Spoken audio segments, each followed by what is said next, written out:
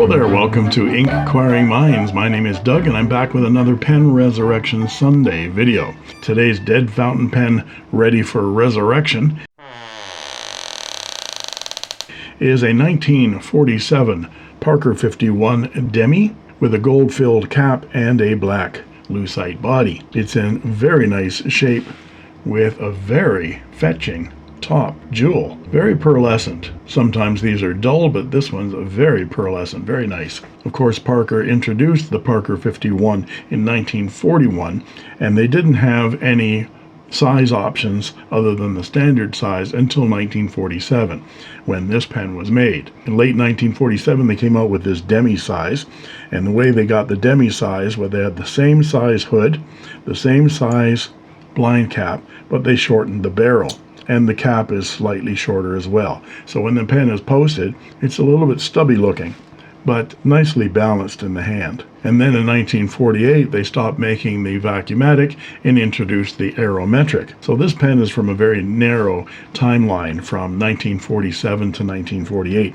And this one's late 1947 because I can see an imprint of a 7 right there with no dots. That means the fourth quarter of 1947.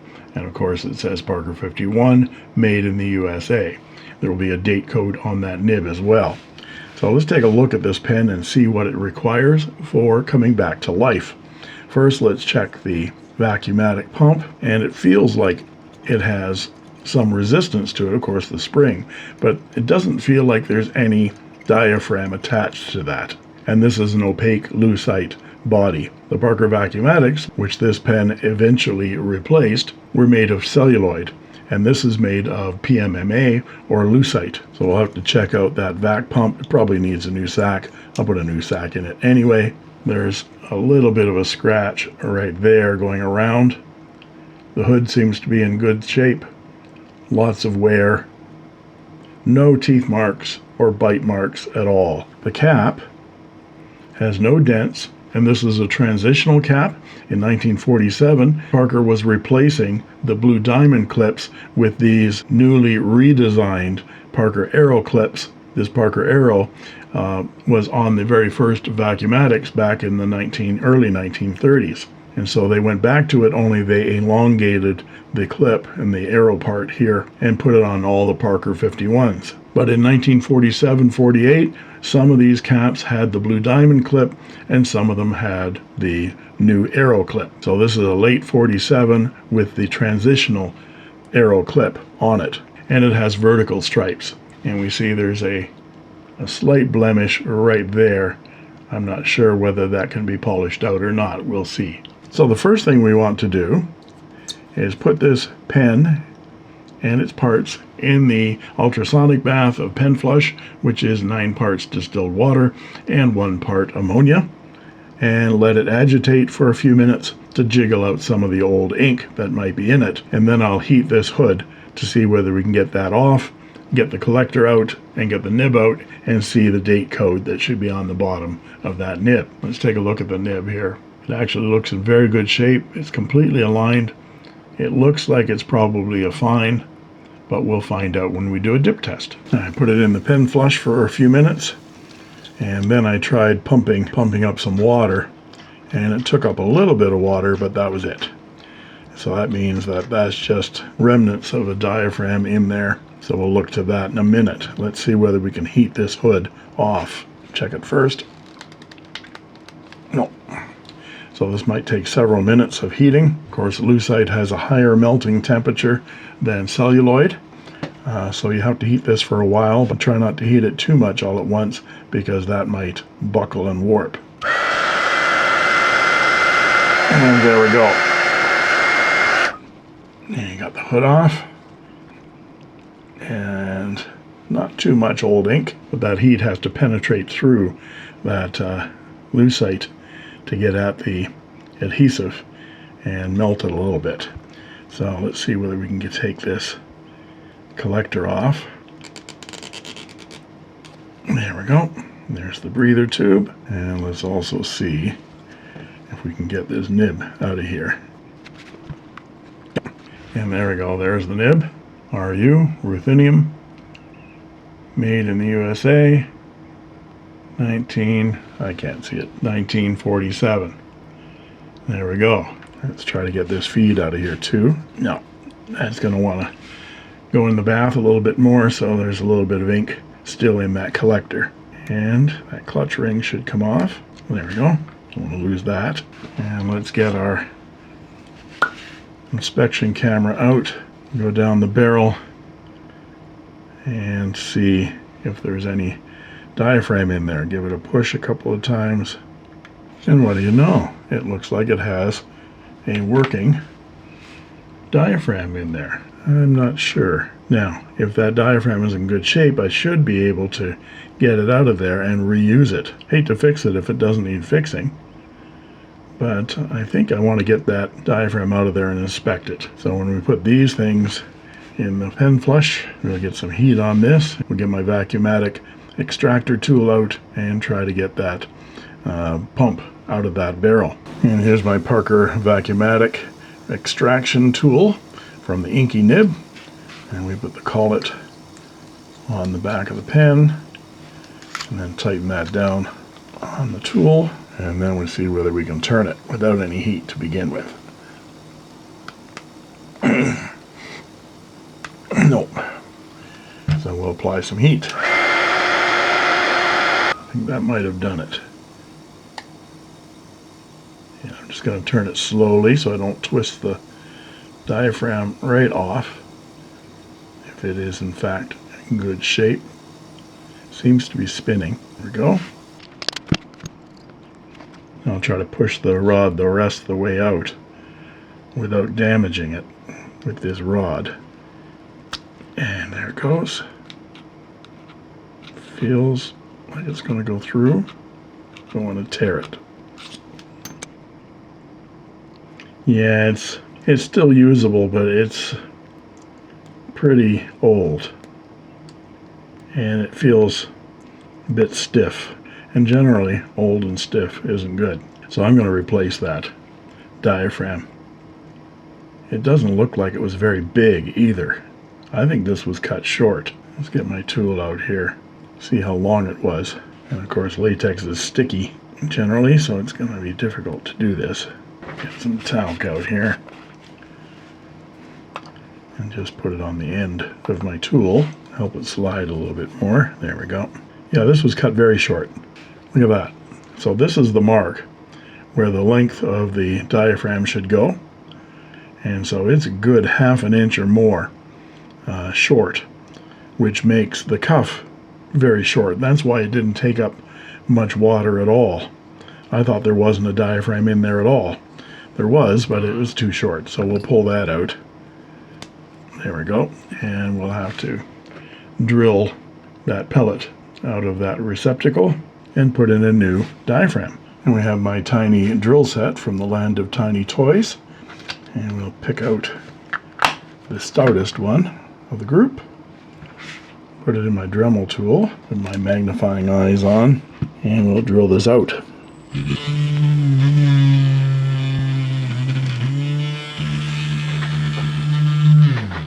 And that one came out easy. It actually pulled it right back onto the drill bit. Little celluloid pellet, and the receptacle is in perfect shape.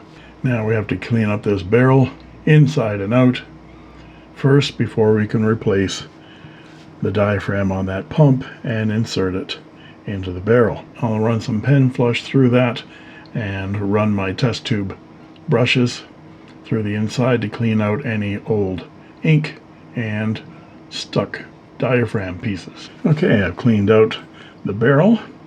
Clean out the barrel, we'll have a barrel of fun, of course.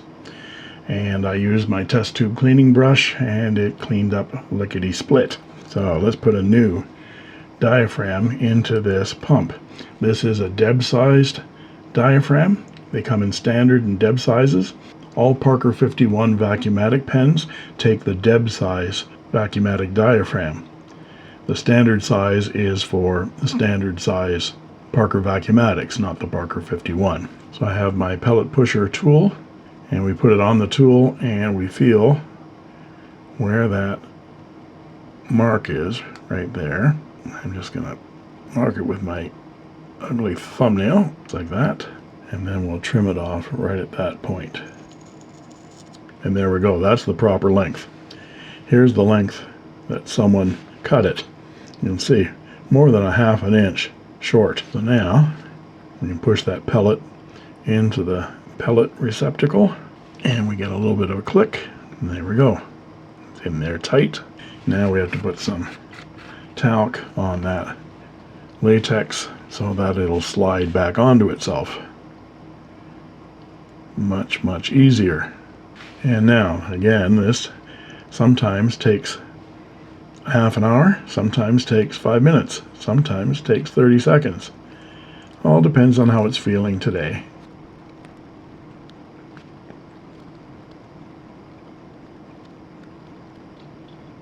And so when it gets to this point, I try to push it up over itself onto that shelf. And now it's doubled back on itself, like tripled back. And I try to push it through, holding onto it on the collar right there, and try to push it through so it'll unravel.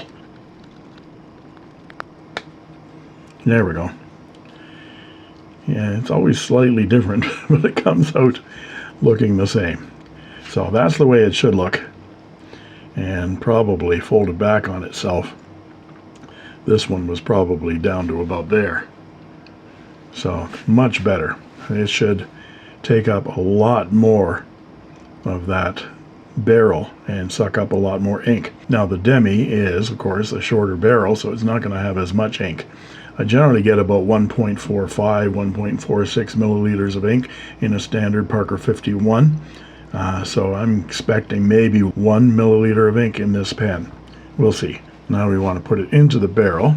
So I'm going to get a little bit of silicone oil, and we're going to put it just on the leading edge of that cuff all the way around so that it doesn't bind inside the barrel. And we're going to add some to those threads there too to make sure it goes in smoothly. So let's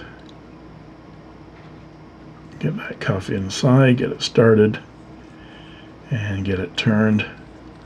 There we go, so it goes past the shelf, and engage those threads. I'm just going to run it back and forth to get that silicone oil moving on those threads, and it doesn't feel like it's binding inside.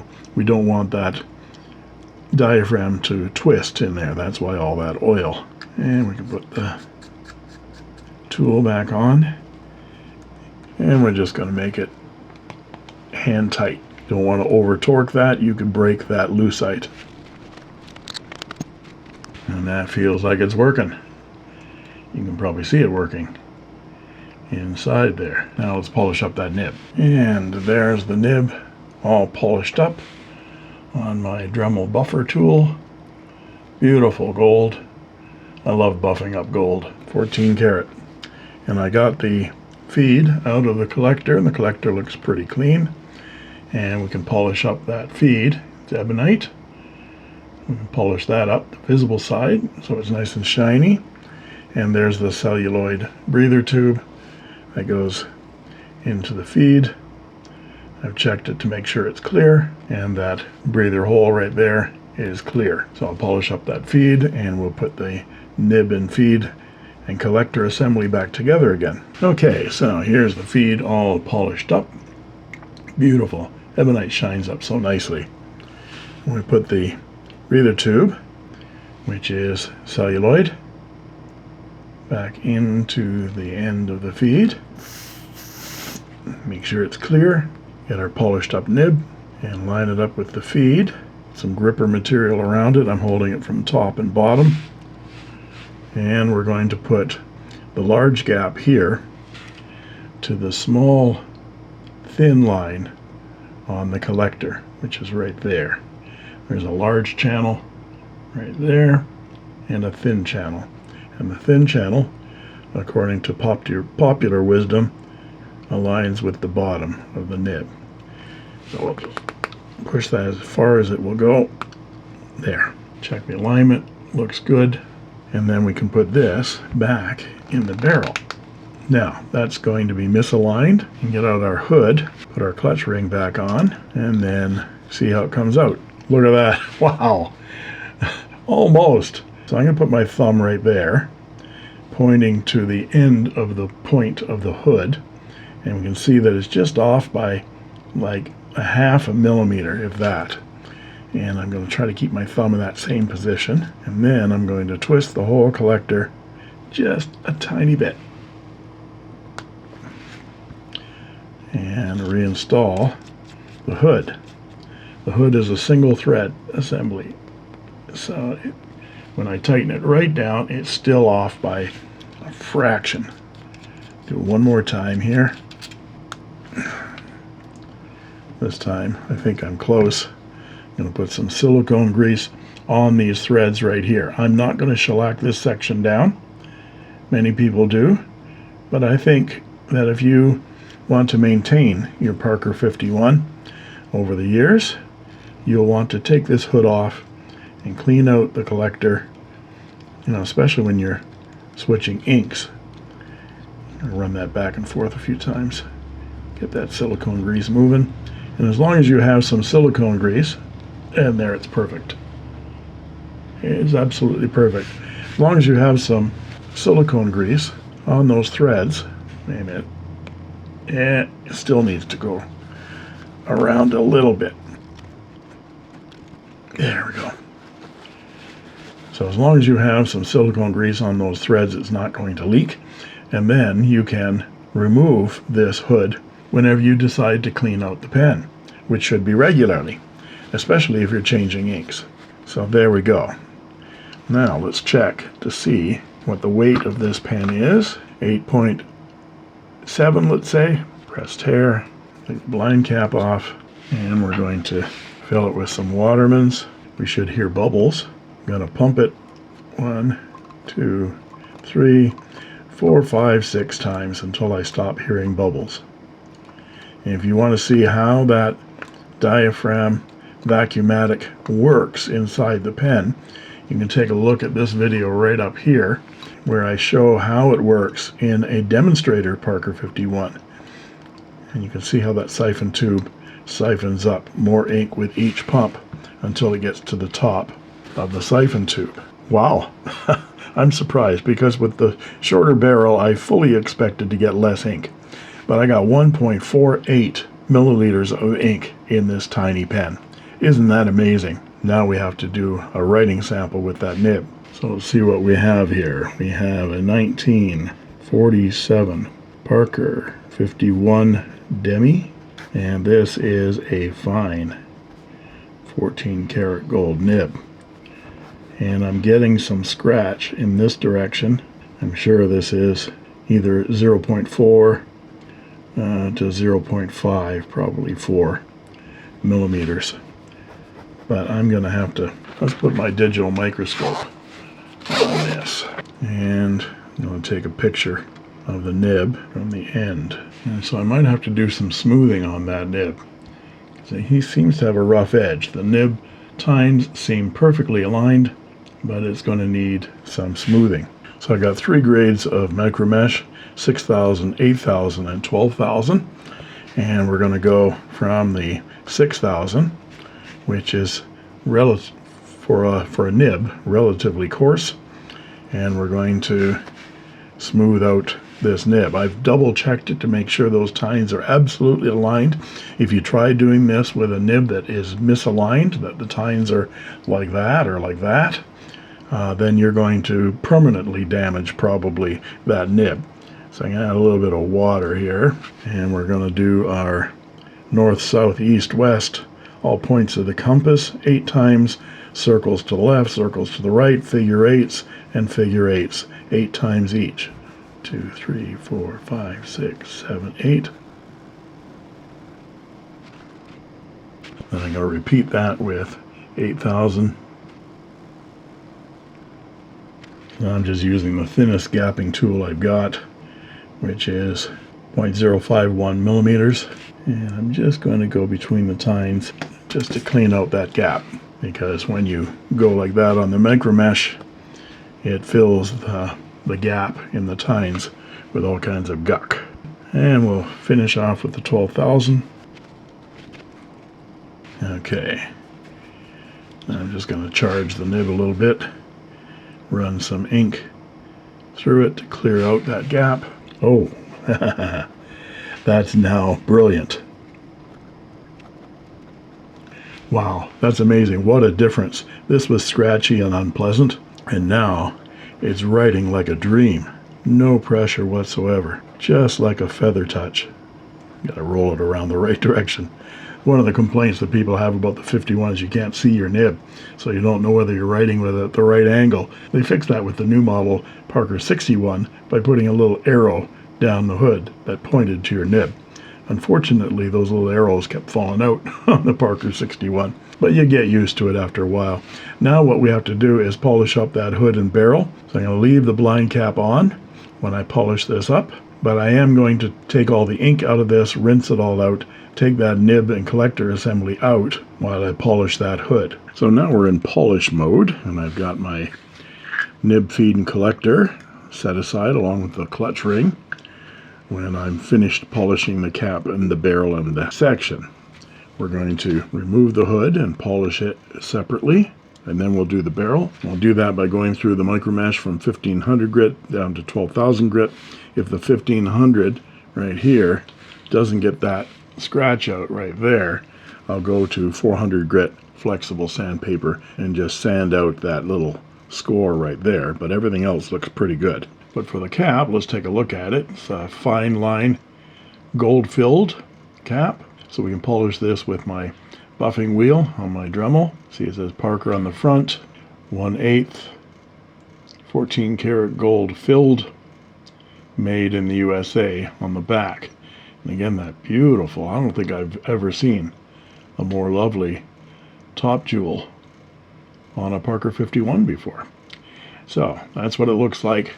Now let's maybe we'll put it over here, turn it around a couple of times to show what it looks like, and we'll see what it looks like once I've polished it over here. And here we are with the cap all polished up and it looks brand new. I defy any of us to look this good at 78. This thing is 78 years old and only has a couple of minor, very difficult to see scratches on the gold. You know, when you put these things on the Dremel buffer with a little bit of metal polish, the buffer wheel goes black and your fingers go black and the cap goes black and your heart jumps into your throat. But then you polish it all off and it looks like this. It's just amazing. Okay, the barrel is next, and we keep the blind cap on it so we don't get any separation or line between the blind cap and the barrel. And we're going to avoid that imprint right there as well until I get to the finer micromeshes. And I sanded that bit first with the 1500 grit, and you see that you barely see that scratch is still there. So I'm going to go at it with some 400 grit here just to get rid of that scratch. Put my magnifying glasses on to see. It goes all the way around to here. I think I've got it, and we'll go around with the 1500 grit again. There, now we just check that matte surface to see if we've missed any scratches or gouges, and it looks pretty good.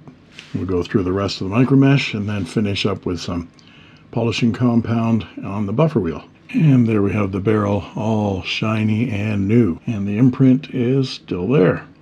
Lovely. And there's no visible line between the blind cap and the barrel, the way I like it. I just put the section back on here, and you might be able to see some difference between the two. Now let's do that too. And there is the section hood all polished up. So we have all the parts of our pen ready to go to reassemble. We put the clutch ring on first, put the damn sleeve on first. And if you remember, I had to do a bit of alignment to get that nib to line up with the hood. So instead of having to do that all over again before I removed it, I put a couple of notches, and they're very nice notches. So they're Buenos notches. And there they are right there. Put them in with my X-Acto blade, and they line up with the large channel on the top of the collector. So all I have to do is line those up And of course now I need my eyeballs again. There we go. Looks just about right. Let's find out. And it's perfect.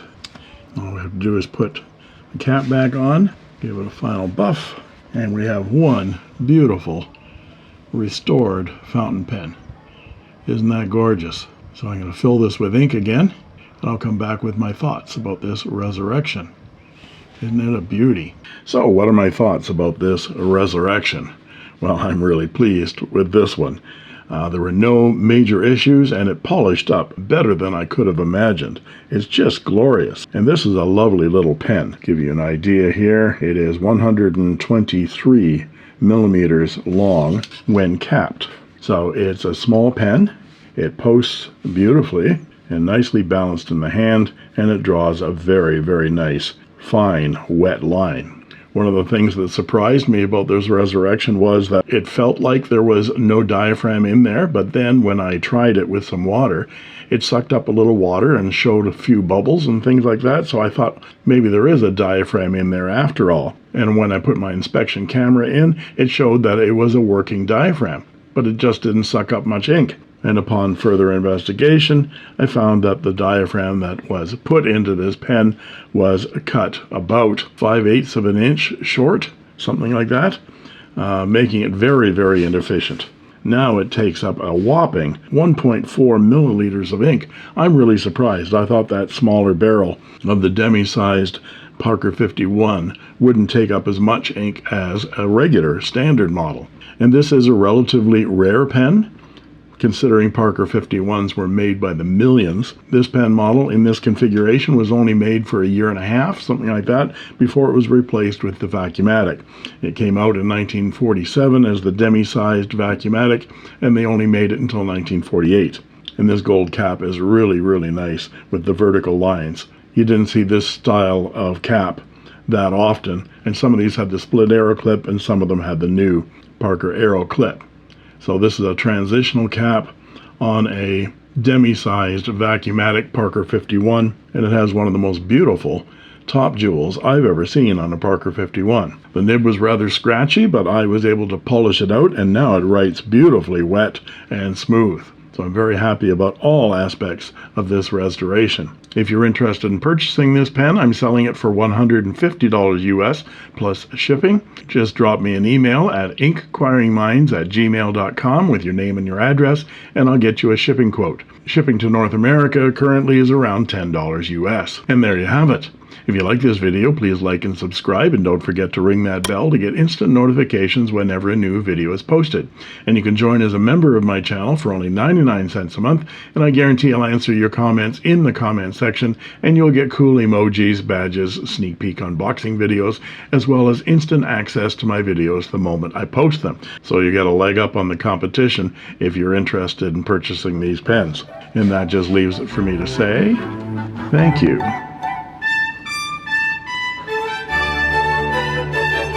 for watching.